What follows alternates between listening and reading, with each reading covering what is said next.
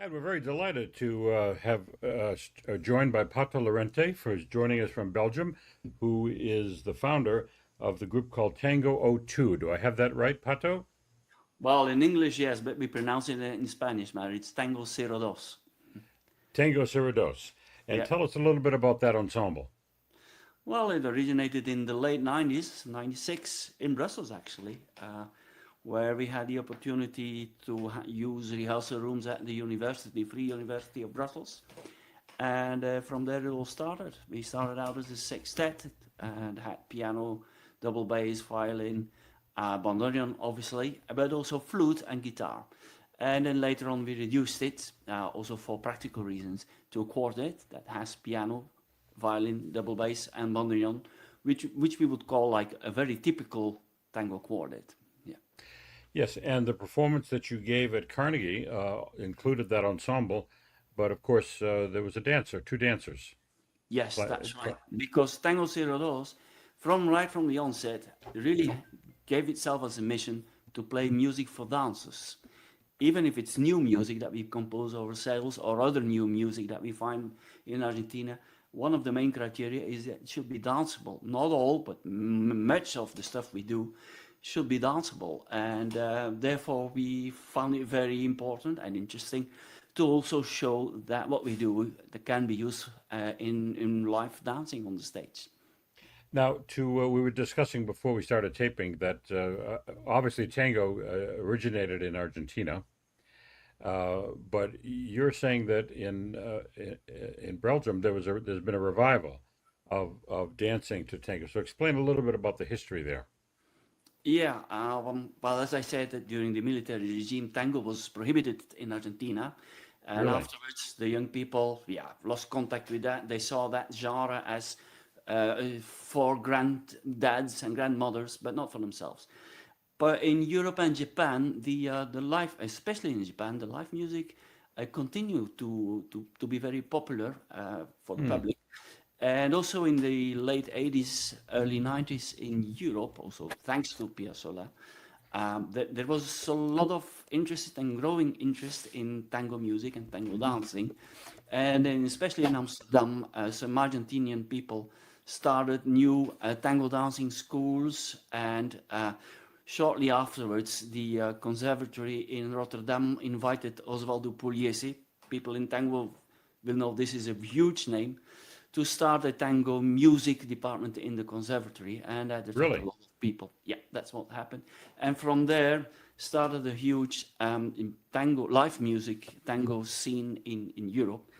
And in Belgium, we had also a very famous bandoneon player called Alfredo Marcucci, with whom I took classes to play bandoneon, and who was very famous and also helped a lot in this revival of the tango music in Europe. And then obviously this revival came back to Argentina, where it then now is what it is now in Buenos Aires. Yes, I know it's a lively scene. I told you I have a friend who's very much part of that scene, Lee Litas, who's a wonderful dancer. And you have an album, and it's a part of a concert entitled Por Eso, if I have that right. Tell us a little bit about Por that. eso, it means, yeah, it's pronounced in Spanish, but it's like, por eso is just like, means just like that, or we do it because we want to do it, or that's why we do it. So the expression has quite some meanings, and well, to me, it basically means that we had this impulse of writing new music, and well, without any motivation. It's just because we wanted to express something and add something new to the tango musical history. Let's call that a Belgian chapter in the music historic thing of tango music, and that's it. So it's all own compositions that I share with our former pianist Catherine Smet and myself. And yeah, we presented that album in Brussels in 2022. And apparently the music has pleased a lot and brought us to Carnegie Hall in February this year. That's right. And again, I've seen a little bit of the Carnegie performance, and it's a very spirited, and the dances are really exquisite, and it's quite a departure from what they usually perform at these concerts. So must have been a wonderful treat for the audience. Yeah, sure. Actually, what we did there, and our music and the dancing also, is a kind of a fusion between tango and jazz and contemporary music, or traditional tango dancing and contemporary dance.